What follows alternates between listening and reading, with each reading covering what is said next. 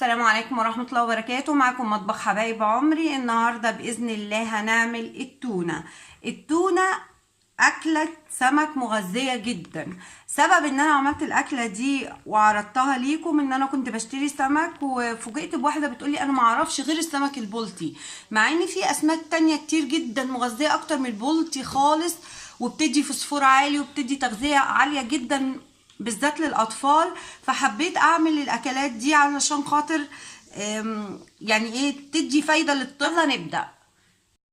هننضف سمك التونه.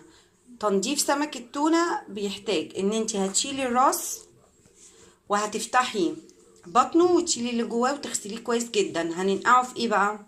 اعذروني طبعا على المنظر، بس حبيت اوريكم ازاي بنضف سمكه التونه دي. بصوا بقص راسها كده وتقصي الديل الصغير ده، وعشان ما تحطيش ايدك فيها، انت مجرد ما بتقصي المكان ده كده بتطلع معاها البطن، ما بيبقاش فيها اي حاجه. بصوا نضيفها ازاي.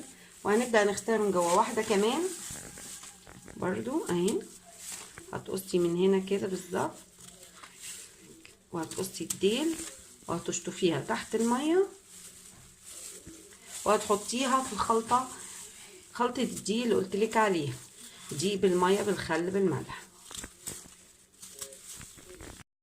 هنقعه في ميه دقيق وملح وخل وليمون. التونه نقعتها في الخلطه اللي قلتلكوا عليها اهي من جوه ونضفتها. بعد كده هشطفها في شويه دقيق في ميه عاديين من غير اي حاجه تاني، واشطفها بميه وهتبلها على طول. خلطه السمك المعتمد عندي دايما بعمله توم، فلفل اخضر، ولو في فلفل احمر بس ما لقيتش عندي صراحه، ليمونيه، نص معلقه بابريكا، ربع معلقه كركم، اقل من ربع معلقه قرفه عشان في ناس ما بتحبش مذاق القرفه في السمك قوي بس انا بحطها، معلقه كمون صغيره، وملح. طبعا الملح ايه بالمذاق بتحسيه. ممكن تحطيهم في الكبة الصغيرة وتخلطيهم. في ناس بتحب تستخدم الدق في عمايل الحاجات دي، الطريقة اللي بتحبيها اتعاملي بيها. التونة بعد ما نضفتها كويس، التونة ممكن تمسكي سمكة وطبعا تحشيها، وممكن تحشيه كله على بعض، لان التونة اصلا انتي ما تحطيها في الدقيق هتبقى الخلطة دي عليها برضو من بره، هتبقى طعمها حلو جدا وهتدخل جواه. فالطريقة اللي تعجبك ممكن تعمليها، يا تحشيها واحدة واحدة، ده طبعا اللي عنده كمية صغيرة ممكن يحشيها واحدة واحدة، واللي عنده كمية اكبر اعمليها بالطريقة دي، بتبقى حلوة جدا مع الدقيق والقلية. هنقلي التونة انا متبلاها من بره بالثوم زي ما قلت لكم، فمش محتاجه ان انا احط ملح او اي تتبيله على دي، فهو دقيق بس. وهمسك التونيه اهي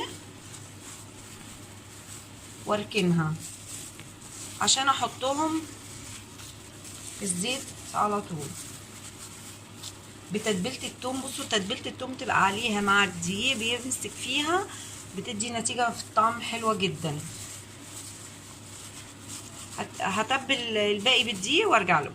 السمك اتحط في الزيت بيتقلي، ولما يوصل للون الحلو هوريهولكم. وصل للون الذهبي المظبوط، هو يترفع كده من على النار وتحطي التاني.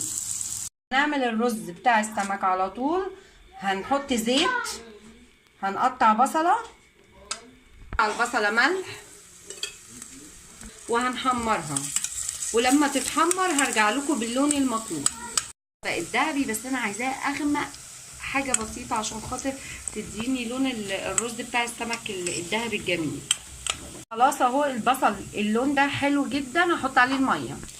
لكل كوبايه رز كوبايه الا ربع في الاول ميه، لو احتاج ميه زياده لان الرز ما بيشربش ميه كتير المصري، لو احتاج شويه ميه انت حطي له. انا هوريكي انا مقدار الميه اللي انا بعملها، وبحط عليها ملح وربع معلقه فلفل اسمر.